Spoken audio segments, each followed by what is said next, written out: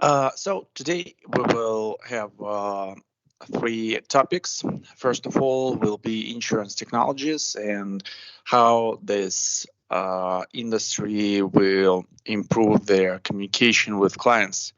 What types of technologies do they use, and what are the innovations in this case? So, insurance technology is something that is very interesting for us because we don't have clear examples of implementing the insurance technology on the same level of attention as, for example, the financial technologies. I have the special view on this situation, and I think that finally the ecosystems that are created, for example, by the Sberbank will be like an environment for involving insurance technology services too. And our current players of this market will be not as successful as the whole ecosystems, but we will see it further. Now we're going to understand how insurance technologies will communicate with clients. Team number one, please, you're welcome with your presentation. Share your screen. And please spend no more than 15 minutes because we need to provide all the three presentations today.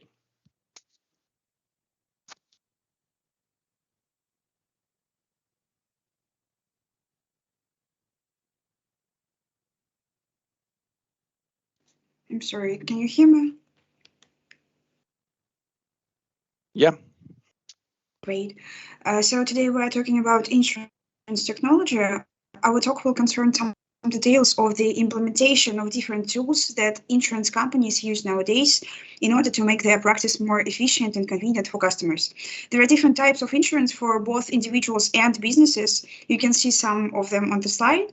And we can easily say that this spectrum of services have to be complex, and it demands a lot of processes to run on a daily basis. This is why implementation of digital services may be considered as vital for this industry. We are going to tell you about insurance and different digital technologies in insurance, such as chatbots, artificial intelligence, etc. New technologies allow companies to manage risk more effectively and make use of complex customer data, a critical step in evolving to a predict and prevent model of insurance, where data is shared more frequently between parties, with insurers playing a more active role in claims prevention. Firstly, let's talk about chatbots. We all know about this technology, but it can be surprising how helpful they are even in insurance sphere. According to Deloitte research, 67% of users say they want a digital experience across all products, including insurance. For this reason, in order to increase the number of users of insurance products, it's necessary to modernize and automate the process of interaction between customers and the company as much as possible. According to Servan Global Solutions estimation, by 2025, 95% of all customer interactions will be powered by chatbots. The main advantages of using chatbots are time saving with automation of processes, for example, using virtual assistants or customer policy record to CRM base. These automations and simplifyings help in reducing costs. And the last but not least is lead generation. Time saving concerns utilizing AI and machine learning. Chatbots can interact with customers seamlessly, saving everyone with an organization time and ultimately saving insurance companies money. For example, GCOS Kate is a virtual assistant that communicates with customers via text or voice, aiding in policy questions and coverage inquiries available 24/7. More insurance companies are investing in technology like this. Also, we will talk about Metromal example. It's an American car insurance company, use a chatbot called Ava, assistant who accurately verifies claims in seconds and quickly resolves them. Basically, she automates everything that doesn't require a human touch. Also, Ava collect claims details to help you file, guide you through collecting damage photos, and how get your payment issued as soon as possible. Soon, she'll even be able to issue instant payment and schedule repairs, taking care of all the mundane things that can make the claims experience such a struggle to process and verify claims. AVA was able to approve 70–80% of claims immediately. Insurance chatbots are revolutionizing the way insurance brands acquire, engage, and serve their customers. More than 2/3 of customers in 2021 prefer interacting with an insurance chatbot over a human agent. And now let's talk about artificial intelligence. I give a talk to my colleague. Thank you, Настя. Another popular and relevant function in the insurance industry is the use of artificial intelligence. Consumers are always looking for personalized experiences, especially when purchasing something as important as P&C insurance. AI offers insurers the ability to create these unique experiences, meeting the high-speed demands of modern consumers. The key is to use AI's capabilities to leverage the massive amounts of consumer data available to create personalized experiences based on individuals' behavior and habits. Additionally, with AI, insurers can improve claims turnaround cycles and fundamentally change the underwriting process. AI also enables insurers to access that data faster, and cutting out the human element can lead to more accurate reporting in shorter periods of time. In performing any of functionalities, the AI application can either serve an internal customer, such as an employee, or an external customer, such as an end user. The insurance industry is lagging behind tapping into AI's potential compared to other industries, such as life sciences, retail, and manufacturing. Here is an example of the largest general insurance company in Australia. IAG deploys artificial intelligence to access vehicle damage and reduce claim times. The company uses an AI-based system to assess damage from motor vehicle accidents and speed up customers' insurance claim. The support team can predict whether a car is a total loss following an accident, and by mitigating the need to tow the vehicle to a garage for assessment, can reduce claims processing times from weeks to days. Key use cases for AI auto insurance. Predictive analytics for manufacturing. The use of AI in vehicle manufacturing helps automakers reduce manufacturing costs and provides a safer and more efficient factory floor. It also helps in predicting malfunctions in automotive parts. Vehicle maintenance recommendations, AI and ML algorithms for motor insurance companies help in providing recommendations to drivers about vehicle maintenance. And the last one, driver behavior analytics. AI auto insurance-based automotive applications offer a plethora of valuable in-car analytics. Cameras and IR sensors can detect the driver's behavior accurately and provide warning signals to avoid accidents.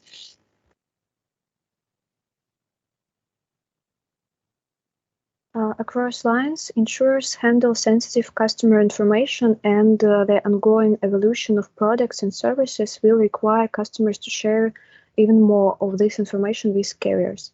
New technologies will allow carriers to more effectively manage risk and make use of complex customer data, a critical step in evolving to a predict and prevent model of insurance where data is shared more frequently between parties, with their insurers playing a more active role in claims prevention.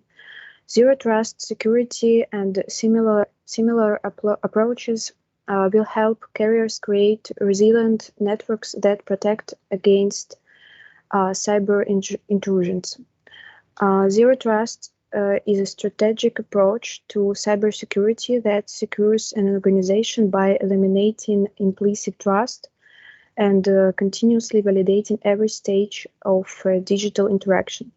Rooted in the principle of never trust, always verify, Zero Trust is designed to protect modern environments and enable digital transformation by using strong authentication methods, leveraging network segmentation and preventing lateral movement. Digital distribution enables customers to purchase insurance products online, speeding up their purchasing process and improving the customer experience. For example, State Farm's virtual self-service portal allows clients to buy insurance policies online without taking a medical exam. The result has led to State Farm ranking second in client satisfaction among all life insurers. Digital distribution allows agents to do business with more clients, allowing insurance companies to lower commission cost per sale. In addition, the desire to superior digital tools among agents is more vital than ever, as 44% of agents rated investing in digital tools or customer tools as the best way their employers can support them. Insurers today are faced with a choice: innovative quickly or lose market share to competitors and emerging insurance technologies. Traditionally, digital transformation relied on expensive IT talent on both implement and manage various digital channels.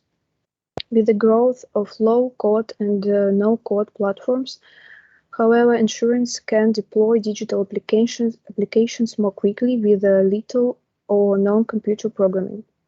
Low-code and no-code software can reduce application deployment time for insurance technology from several months to a few hours. Appian's research shows IT departments across industries are losing control over their growing digital infrastructure, and project backlogs are outpacing the addition of new IT resources. Low-code and no-code platforms are not meant to replace IT departments. Rather, they give IT breathing room to deploy their technical resources more strategically. This doesn't mean business units should deploy software solutions independently of IT. Low-code and no-code platforms may run the risk encouraging shadow IT environments, that is, IT projects managed outside of the IT department. This could result in security and workflow issues, inconsistencies in business logic, and other unforeseen problems. Low-code and no-code solutions should be implemented following software development lifecycle and architectural best practices in collaboration with IT.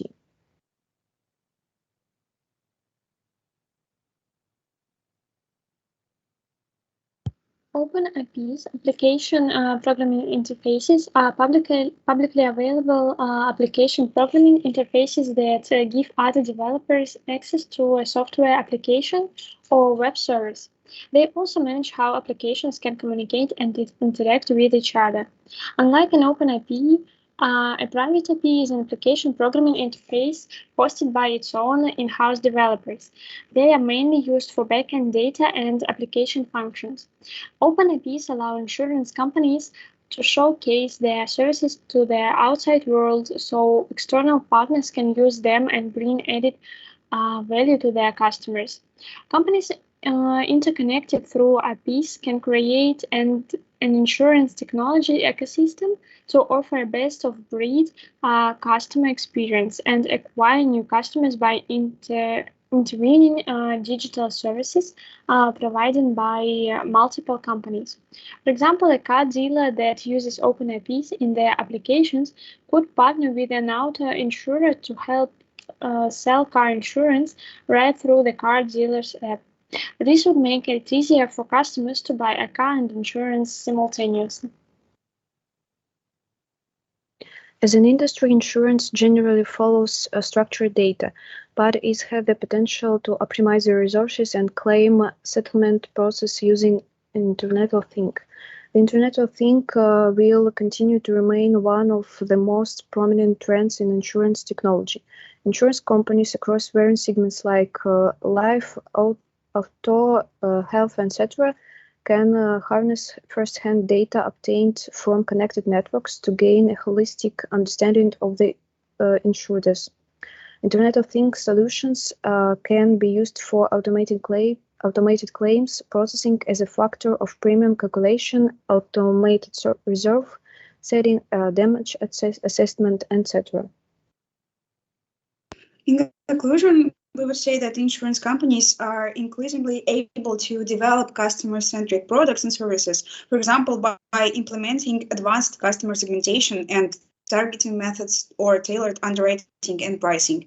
One of the main opportunities in the development of holistic insurance platforms integrating prevention, digital advisory, claims processing, and risk prediction. In addition, the discovery of hidden patterns in large client databases can help reduce fraud. That's all that we wanted to say, and we're ready to answer your questions. Thank you for your attention. Good. Thank you. Your presentation is so wide, and in some points you cover the issue of the product development. So, my friends, it's not bad, but you just made some more work that you needed. So please be careful with the particular task. I think that communication with the client means all the types of communication. How could we improve the customer's experience in relating during his relation with our company? But issues of the product development are should be researched in the next presentation. But in general, it's really interesting and so wide. Thank you so much. So your opponents will be team number 2 and 3. Please, you're welcome. If you have any question, please ask. I will prepare my question to you, but I will ask you in the end of this debate. Yeah, my friends, you're welcome. Okay, thank you for your presentation. I think we will start. And the first question about chatbots, and how does a chatbot know when the question is too hard for it, and it is necessary to address it to a human operator? Okay. Thank you for your question. It's an interesting one. So there are variants, but the general mechanism is the following. So at first, if the chatbot doesn't understand the question of the client, it asks a clarifying question. If it doesn't understand it again, chatbot connects the client with the human operator. Moreover, sometimes the bots are made to redirect to the operator if they detect some kind of negative sentiment in customers' messages. As I understand, chatbots have a fixed pool of answers or items to choose, and if people write something wrong, then it will be addressed to the human operator. Yes. Generally, yes, and but at first, bot will try to clarify the question. So it will ask to clarify the idea, the main, I don't know, topic, something like that. Okay. Yes, I got your point. Thank you. And the second question about blockchain technology. And how do you think, what is the main advantage of this technology for insurance industry, and why?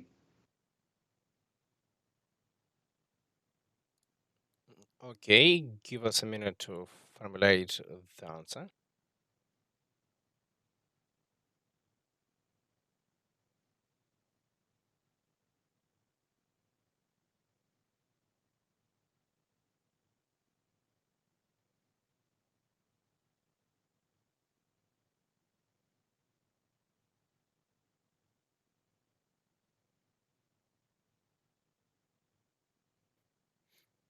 Okay, so we think that fraud detection and prevention is the most important feature for insurance companies. So, insurance companies have huge cash flows in most cases, and any leak can be harmful for the company itself. And there are several reasons. So, first of all, profit loss, and uh, secondly, the loss of customer trust. So, consumers will see that company is risky and not stable.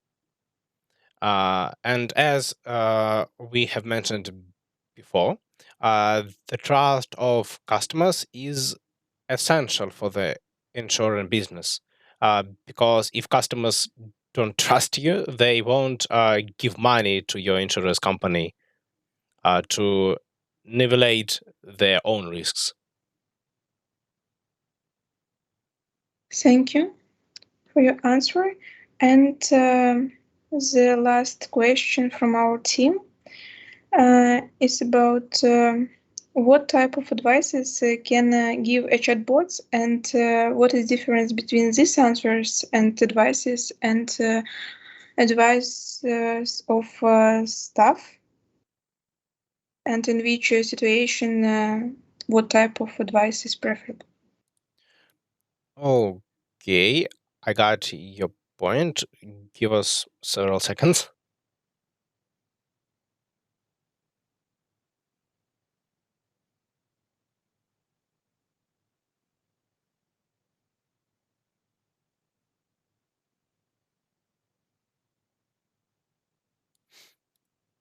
Okay, let's start with the human operator. So, for now, human operator can better understand the human client and share and maybe share some personal experience and recommendations uh, based on this experience. And it's probably the best option when a client needs something specific, something unusual, or he or she just doesn't know what he or she need. Uh, so it can be more specific insurance overall than the usual insurance. And as for the AI, it can recommend the optimal insurance for the client based on his or her history of actions, habits, and so on. For example, credit history, I know, age, and something like that. References, search history. So no human staff is capable of processing such amount of information. However, optimal doesn't mean desirable. So for address offers, human operators are still needed. Returning to the first point. Thank you. Clear answers. Thank you for your presentation. We also have 3 questions. And the first question is about zero trust technology.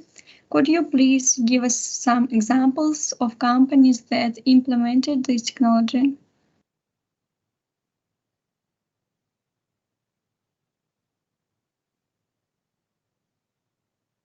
Okay.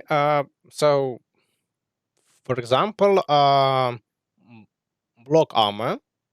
As I remember, it is a Singapore startup that offers a zero trust cyber security platform using blockchain and software defined perimeter. Yeah, I have some knows about companies with zero trust technologies because many of them are a little bit specific.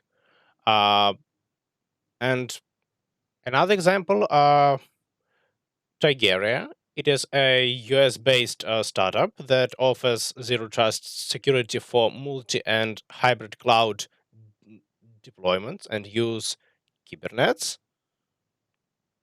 Mm, Another one is Bermudian startup Vibe, uh, crypto security, and it develops some kind of certificate-less user da- and data uh, encryption technology with dynamic key exchange.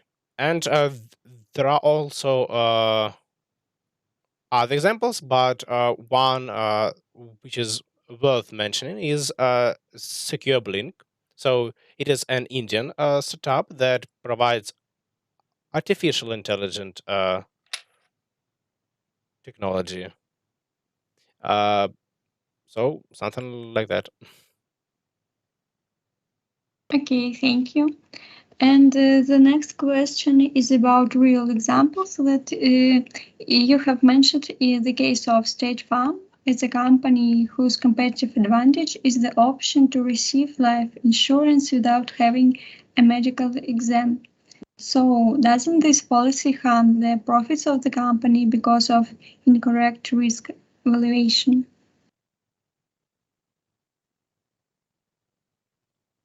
Actually, it's an interesting case of a state farm.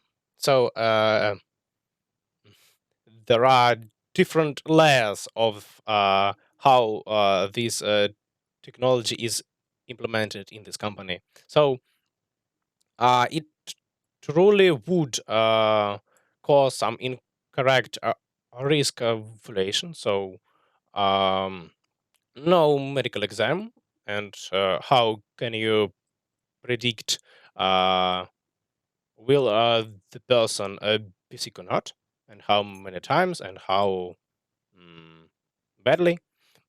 But in fact, you can only have a medical insurance below $50,000. So for the larger sum, you still have to take a paramedical exam. So as you could see, they have calculated the risk evaluation properly, and there is nothing to worry about. Okay, I understand. Thank you. And the last question is about the Internet of Things. Could you please tell us the main advantages for insurance companies and their clients, please? Okay, give us a minute.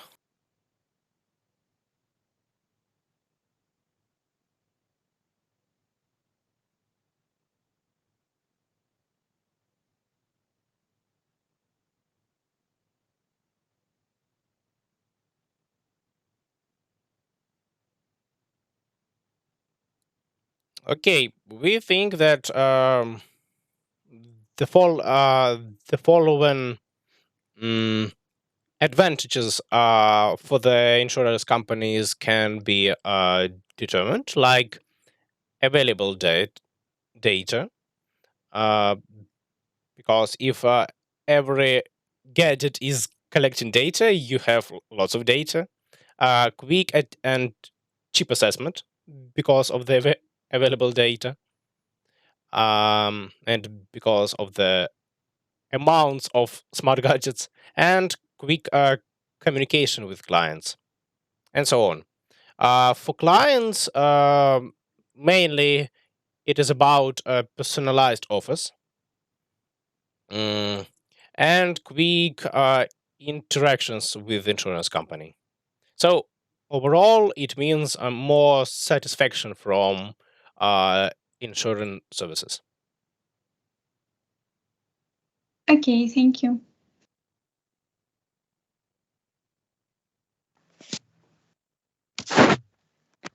Yeah, thank you.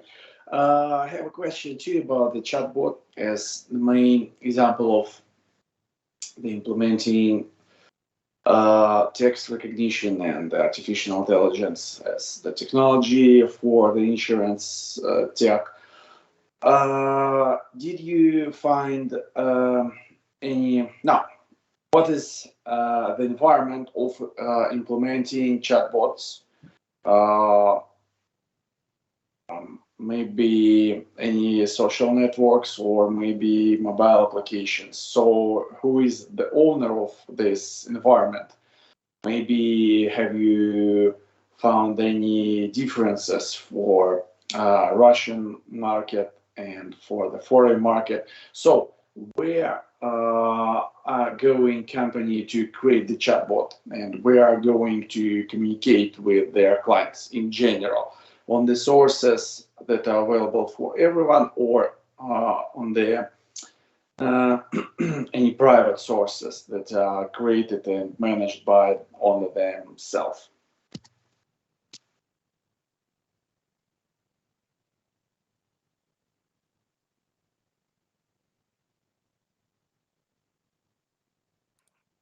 Okay, so give us a minute.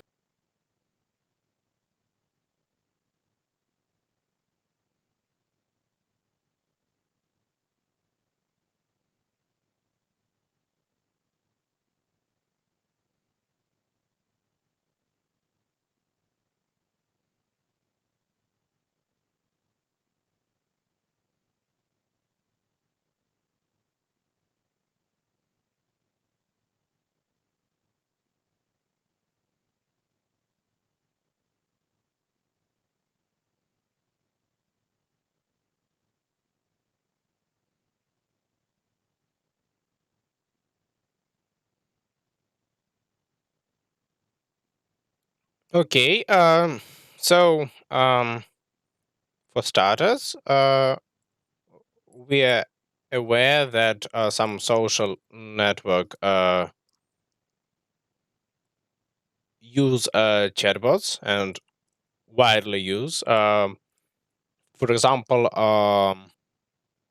Telegram has maybe one of the most famous features with its bots, and Wiki as well. And as for the source, well, the origin of the chatbots, many of them you can simply find as the Python code or PHP code in the free access, I don't know, internet sites. But of course, if you want to create something more specific, something for your particular needs, you need either to use some free services of creating chatbots, but of course, options are limited, or you need to hire some kind of IT company for this. But basically, bots are written on Python and sometimes on PHP, maybe on Java. And as we know, Python code is an open code. So basically, you can write your own chatbot if you have all the needed knowledge and skills for this. Yeah, okay. Maybe But I can the add. question was about the environment, and yeah, you have the chatbot in the Telegram channel or on the mobile application on your website. What is the majority of the chatbot? Where are they used on the what type of sources? Are there any differences between Russian and other markets? Maybe I can answer this question.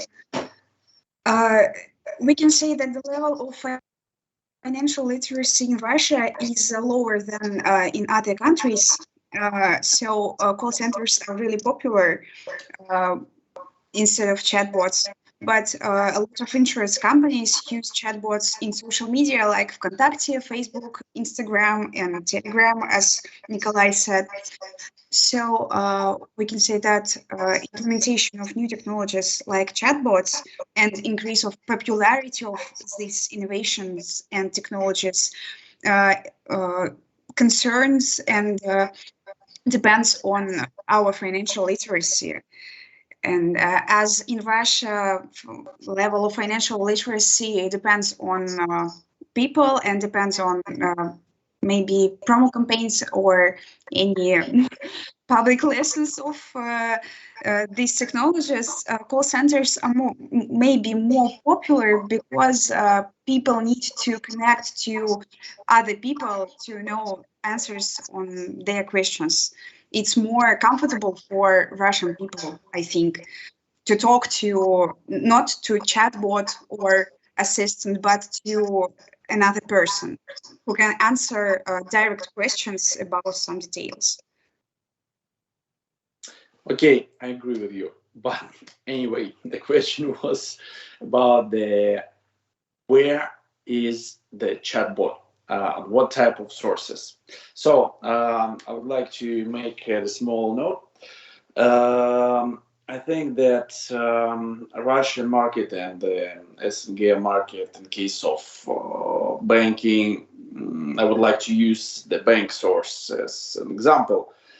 In case of banking, used to use Telegram and other social networks as the main source of communication with clients for the chatbot purposes too.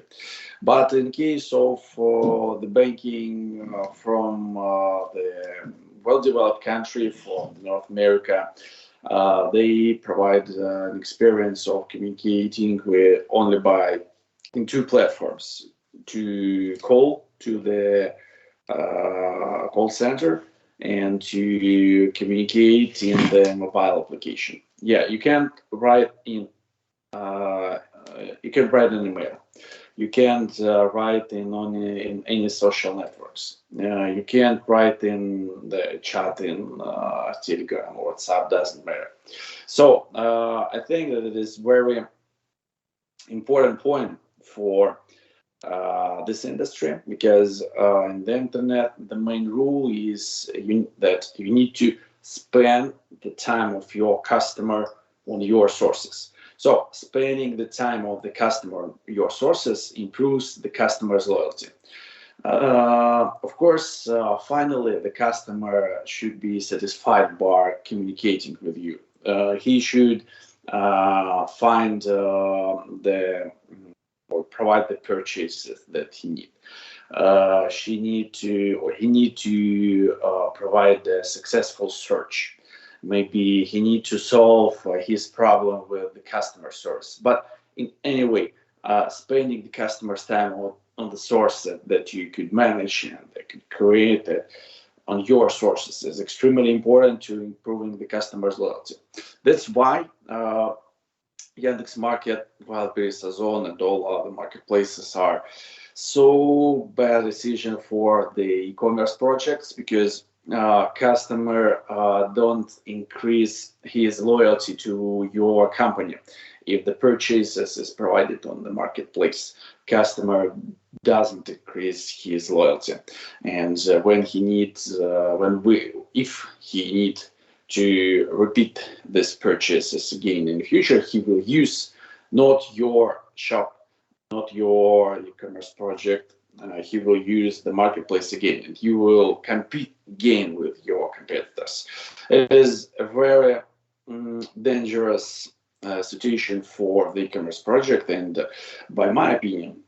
in my opinion, this is the worst strategy for the e-commerce project that is concentrated on the long-term development to work with the marketplaces, because the ultimate goal for all firms is to improve the customer's loyalty in general definition of the loyalty. So in this case, creating the chatbot on the sources that you couldn't manage in general is not the best strategy, by my opinion. But I have seen a lot of examples, for example, on the Russian banks when they create the chatbot and spend a lot of money for supporting such solution. Unexpectedly, I got the user of the Belarusian bank because of the current circumstances. I need to provide any payments for foreign conferences, and I need to use the card of Belarusian bank. They have the mobile application, but all the communication will provide it in the Telegram channel. This is a very unexpected strategy and the worst strategy, because what is the purpose of the mobile application if you couldn't solve his problem? And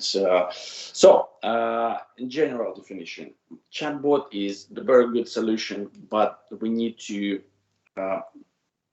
think of where should we create those solutions, where should we support, because of course we can't predict the final stage of the development of the chatbot, and nobody knows what is the best solution. Nobody achieved this solution right now, and this is the process of constant development.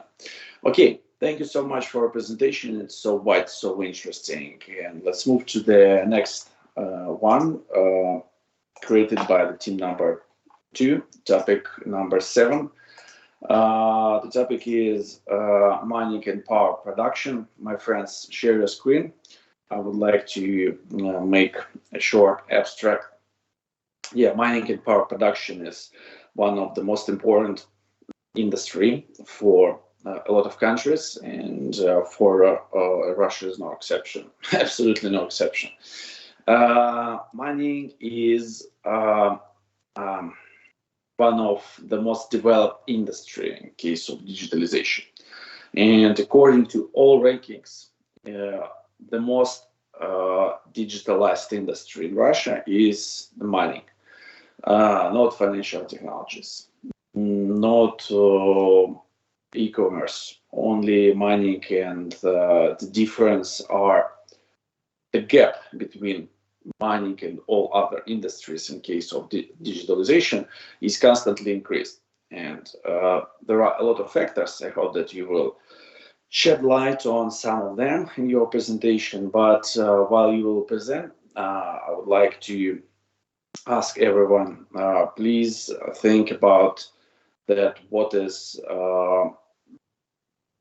why mining is the leader of those developing of our economy, and please be very careful, because this is the best example. This is the new height that all other industries should achieve, and this is one of the most important topic in our course. Okay, you're welcome, and let's get started. Okay. Hello everyone. Today we are going to tell you about mining and power production, and we will talk about products in this industry. We will start with trends in power production and then tell you about technologies. In the modern world, the problem of an energy production is acute, and all countries are trying to switch to renewable energy sources, as the planet has a limited number of resources. Also, a deeper level of awareness about the climate forces us to look for new sources of energy. The most popular sources of energy production are hydropower, wind energy, solar energy, geothermal energy, and biomass. There are currently 3 major trends in the energy industry. The first one is decarbonization, means the transition to a clean and carbon-free economy through the integration and increase in the share of renewable energy sources. Decentralization refers to geographically distributed electricity with a large number of multi-level producers and consumers. And the third one, digitalization, implies the widespread use of digital machines and devices at all levels of the energy system, from production and infrastructure to end-user devices. And the technology that we decided to tell you today is microbial fuel cell technology. This technology seemed us the most interesting. With this technology, it is possible to generate energy from some organic waste, including sewage and human urine. The technology uses bacteria and generates electricity from waste by converting chemical energy into electrical energy through a catalytic reaction of microorganisms. The technology also simultaneously helps to disinfect used waste and sewage. The technology combines photochemical and solar thermal decomposition of biomass in one chemical process to generate electricity without the use of expensive metal catalysts. Now, a group of British scientists, with support of Bill Gates, is developing an MFC device specifically designed to generate electricity from human urine. The recovery of fuel from sewage sludge is a promising energy production method that can simultaneously solve the energy and environmental problems associated with waste treatment. And now my colleagues will continue. About NFC implementation. Firstly, the eminent players profiled in the global microbial fuel cell market report include Synergy Tech from USA, Vapor Technologies from India, ProEngineer R&D from Canada, and other companies from mostly from USA and the Netherlands. One of the most interesting updates from an industry from the latest time is the BSU scientists have come up with a new microbial fuel cell system to purify wastewater effectively. In terms of market segmentation, the MRFR report throws light on inclusive segmental analysis of the global microbial fuel cell market based on end-user application and type. By region, the global microbial fuel cell market covers the recent trends and growth opportunity across Europe, Asia-Pacific region, APEC, North America, South America, the Middle East, and Africa. Of this, North America will dominate the market over the forecast period. Significant amount of investments grow in R&D initiatives by the government and different enterprises. Microbial fuel cell technology will be cost-effective over the alternatives such as renewable energy production from biomass, flourishing industrial sector, and over growing population adding to global microbial fuel cell market growth in the region. In the APEC region, the global microbial fuel cell market is predicted to have admirable growth over forecast period. Wide use of MFC in Japan, China, and India as potential technologies for household renewable power generation to obtain clean and low-cost power supply, increasing focus to reduce carbon emissions by generating electrical energy and propulsion power by clean sources like fuel cells and cleaner operating vehicles, adding to global microbial fuel cell market growth in the region. In Europe, the global microbial fuel cell market is predicted to have healthy growth over the forecast period for the contribution in R&D, particularly in the renewable technology sector. In EMEA and South Africa, the global microbial fuel cell market is predicted to have sound growth over the forecast period. And when we talk about Russian market, when we make research about implementation of this technology in Russian market, there are no cases, but this technology is studied among Russian scientists, and there is few projects and grants on this topic, but there is no active interest because Russian fuel market is more about non-renewable resources as a main center of our economy, and about the prediction on MFC technologies in general have potential to play a pivotal role in the transition from fossils fuel-based technologies to more renewable energy sources by producing electricity from organic waste and reduce carbon footprint and environmental pollution.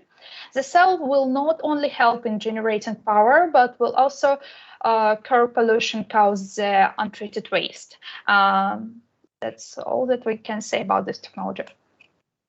Yes, so and as Georgi Valerievich already mentioned, that mining industry is really fast development and digitalized, and the latest technology trends in the mining indicate an industry shift towards sustainability.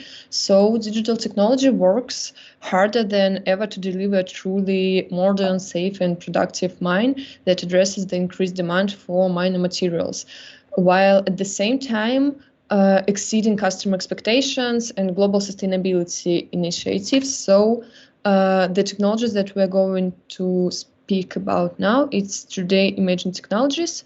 So in mining, 3D imaging is used to create rich, accurate models that give operators more information about the mine environment, improving productivity and safety. So it's also about the sustainability of the industry. So 3D imaging technologies have transport the exploration of large mines and continue to hold promise with a number of emerging technologies. So how does it work? Special system generates 3D models by integrating stereo vision with prior knowledge of the sense, so such as from a laser ranging system, which speeds up and improves the accuracy of 3D image reconstruction. So they take 2D vision of the ones, so of the place where they're going to make their works, and reconstructing into 3D. So two lenses are used in every 3D shot. Each captures an image slightly offset from the others. So next, about the development of 3D imaging technologies.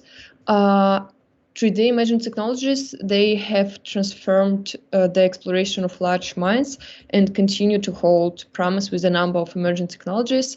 So new technology that has emerged in three-dimensional imaging is 3D laser scanning. So this technology, 3D laser scanning, is the new one because 3D imaging technologies, they have a really long history of the development, and now mostly laser scanning is widely used. So it helps to capture spatial data using laser lights and enables geologists to build 3D geological maps combining the surface mapping data. So 3D laser scanning is a relatively new technology, and in mining, the technology has found uses in the hands of rock engineers, safety officers, and so they somehow can fix dangerous situations and increase the sustainability and safety. Now, incorporating 3D imaging technologies in camera that can be used in open pit and underground mining areas to capture three-dimensional images. So also the development of this technology came to mobile apps with in live presentation of the place where workers do their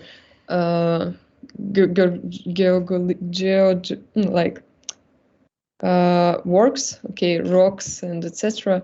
Geologists, yes, in geologists, I don't know how to do in English. So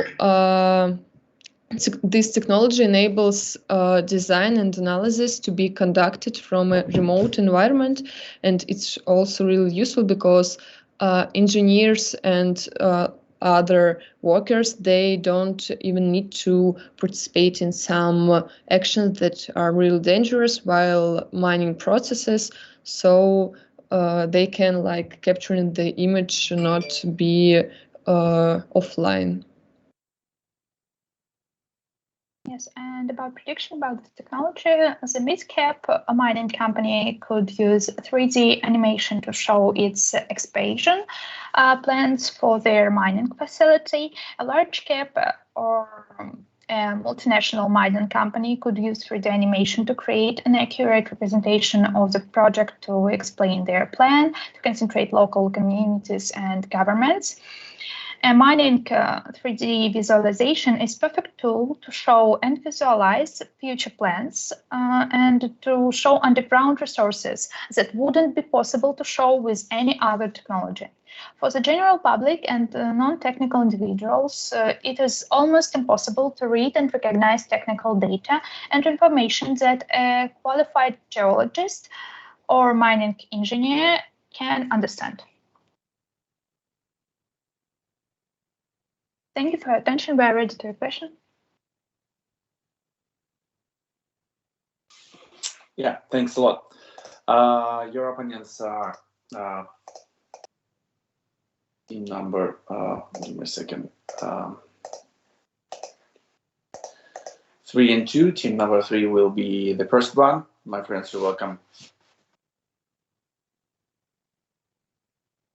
Thank you for presentation. We have some questions, and the first of them about Russia. If we consider Russia, how do you assess the development of the described technologies here?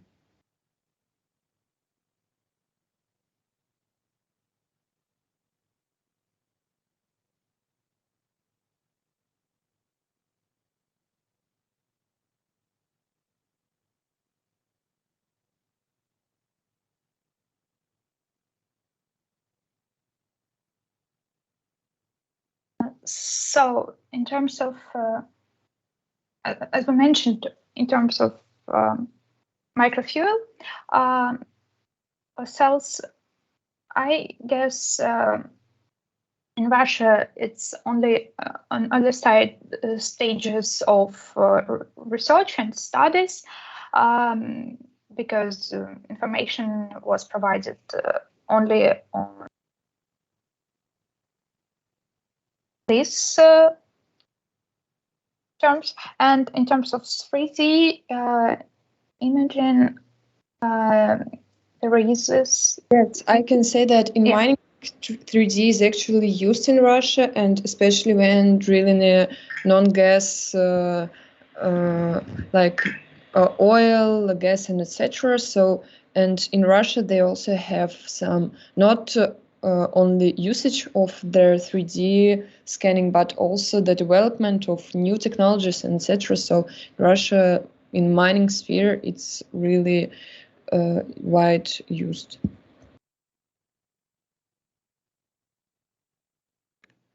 Okay, thank you. The next question, what do you think when the humanity will be completely removed to renewable resources, because we can see that global transformation and demands toward the ESG things, clean and green economy? Thank you for your question. And actually, it is difficult to say exactly when the energy development will reach such a level. But slow transition to renewable energy sources is already beginning, and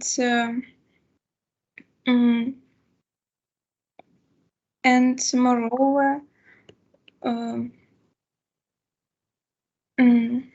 it is important to study and implement these technologies because minerals such as coal, oil, or gas are not eternal and can cause serious impact on the climate and ecology. And for example, countries are setting themselves ambitious targets for the development of the renewable energy sources. For example, the European Union plans to produce 80% of its energy without the use of fossil fuels by 2030, and by 2050 they plan to produce energy only renewable energy and use it.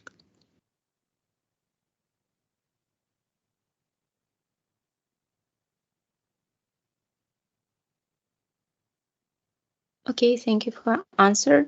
And our next question about MFC technology. What difficulties arise with this technology, and why is it not yet widely used?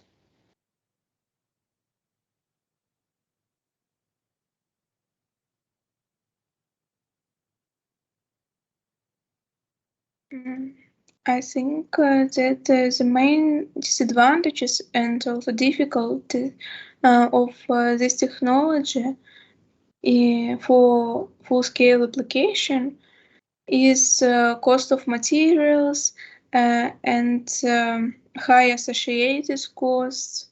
Also, this type of energy production is has a low power output now, because scientists cannot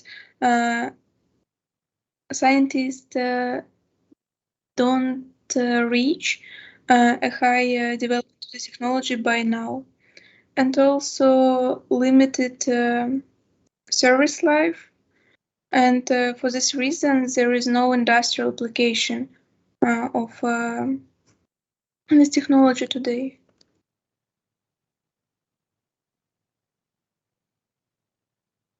Thank you, I understand.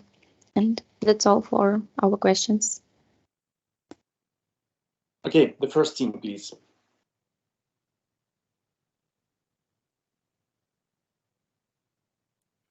Okay, thank you for your presentation. So, uh, our, our our first question is connected with digitalization. So, you called digitalization one of the trends in the development of the industry. What digital mechanisms and technologies are used to support?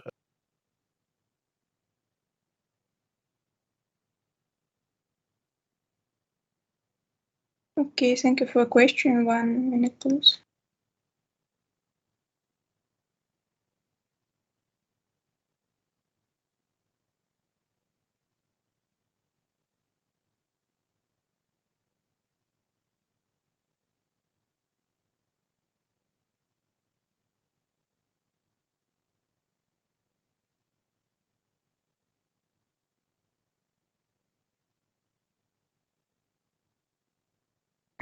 Okay. About digitalization,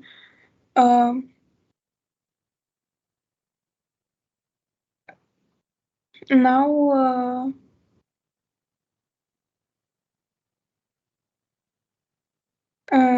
widely used such technologies as information communication technologies, as in other industries, modern sensors, big data, and artificial intelligence, and the Internet of Things.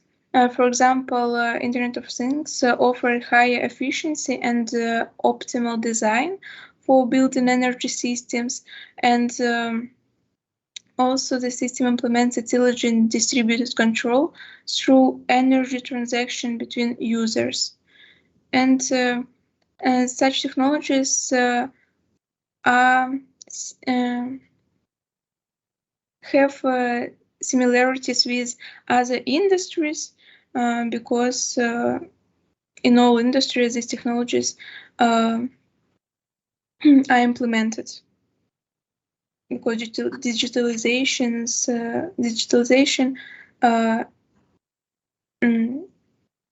how to say, started in all spheres in industries.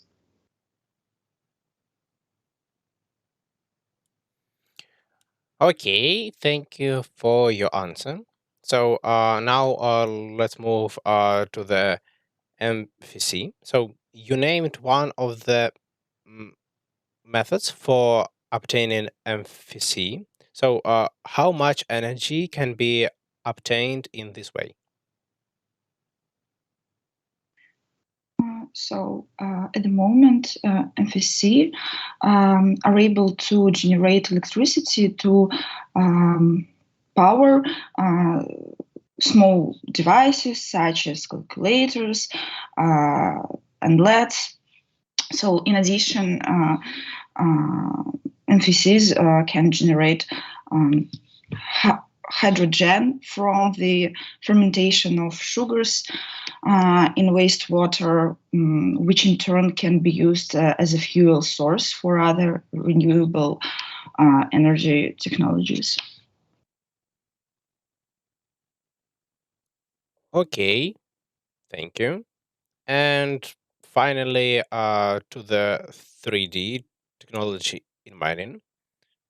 So you mentioned that 3D technology has been used quite a lot in mining recently. So hence the question: uh, in what other industries this tech has been used already?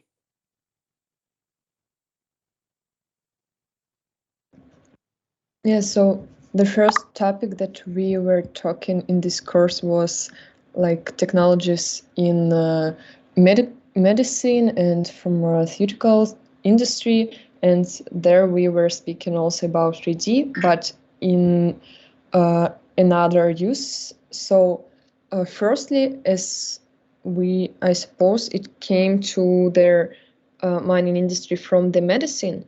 So firstly, they started to use this 3D scanning and imaging technology for some comprehensive view and for some problems information, and then they transform it into 2D printing and like some so to gain some information about the tissues, so some soft, hard, and etc. And also we also know that 3D scanning, so 3D lasering scanning technology used in construction industry. So they also use it in the way, so it's more closer to the mining industry, because in construction they scan their, so after they're building some constructions, they can actively scan this result and compare it to the design that was originally so planned, and then in such way that they can detect some errors, and so it can help to save some money and make some analysis. Okay, thank you for your answer, and especially thank you for remembering um, our one of our presentations in which we indeed mentioned that 3D and uh, connected to 3D technology BIM is widely used in construction. So thank you. That will be it. Perfect. Thank you so much. The last question from me. In mining and power production, in searching the fossils fuel, what is maybe have you ever found the examples of the efficiency of such technologies? And if yes, please provide this experience with me, because for me this is not a clear the option, because I don't understand the motivation of such technologies in Russia. For example, the most important motivation for such solutions in the well-developed country is the safety of the employees. This is not the very important reason for us. secondly, the environmental issues, the decreasing emissions, but it doesn't work in Russia too. The salaries of the blue-collar workers are not as high as in the well-developed country. And in this case, for example, when we use drones to manage and search any problems in our productions and in our manufacturers that are located in the north of our country. Yeah, it's a good idea, but we need to change 10 blue-collar workers on the one IT specialist who will be responsible for support. We will buy those technology. We will need to buy those solution hardware, software. And what is the reason? I'm not sure that it is profitable. Maybe have you ever found the information that is profitable, and what's the type of the profit? Please, yeah, have you anything to add? Yeah, about mining, so I read information about Gazprom, why they implement and invest in the in the modeling of such 3D lasers. So because the profit is that they increase their productivity and the performance. So with the use of such technologies, they can evaluate their errors and so make some prediction, because it's some before these technologies, so they are standing 3D lasering, standing with двойники, I forgot how to be in English. So the technology of when they construct the двойник of the place where they're going to make their works. So, and this can make this. You talk about digital twins, I guess. Yes, digital twins. I forgot how to be in English. Yeah, digital twins. Okay, but the motivation to implement all the modern technologies must be very clear for everyone. First of all, the motivation to improve the amount of money that you will earn, to decrease the costs, or to increase the level of Can sales. you elaborate a little bit? Yeah. So, as we said in prediction part of our presentation, there is a case that 3D technologies could be implemented easily to clear good presentation and make people understand what works needed to be done, how it would be done. So it could be useful on first steps to attract investments, to create plans of work, to make it more efficient, to plan resources, technologies, and people, and to don't to the create operation repetition for future project. So it's really important in terms of planning and management system and in attraction of investments. Yeah, but I mean the issue when we change the blue-collar workers on any technical solution. And I have a sense that sometimes in our country, our companies are not on the competitive market, and such as Gazprom and competitors. So in this case, they are able to do everything that they need. They are building the airport only for the Gazprom members, and so why they are not able to buy a lot of drones to fly around our country.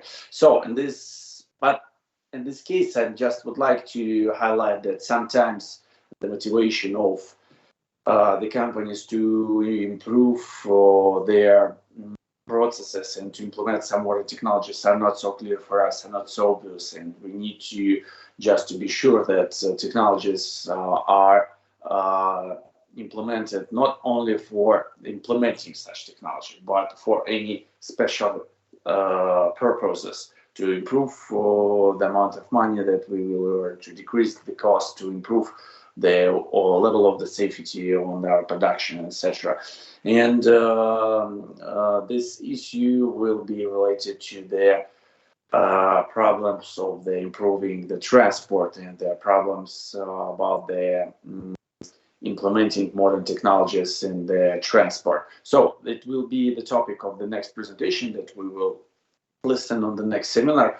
So my friends, think about this example and try to involve into your presentation about the transport who will be responsible for implementing such solutions, because in the case of the mining companies who worked in the market of the fossil fuels, sometimes it is not so obvious who is the stakeholder of such decision to implement such technologies. Yeah, in case of banking, it is clear, it's profitable. In case of Gazprom, I think some solutions are absolutely unprofitable, but this company has a huge administrative resource, and stakeholders of such a decision are not so obvious for us. Okay, that's all. Thank you so much for this lesson. You will get 9/9 by your presentations. It's very good. Thank you so much, and see you again next week. Be careful. Next week we will have the lesson 1 hour later, because we will change our schedule, and in 2 or 3 weeks we will have a double seminar. Okay, that's all. Thank you so much. See you again next week. Thank you. Thank you. Goodbye. Thank you. Bye.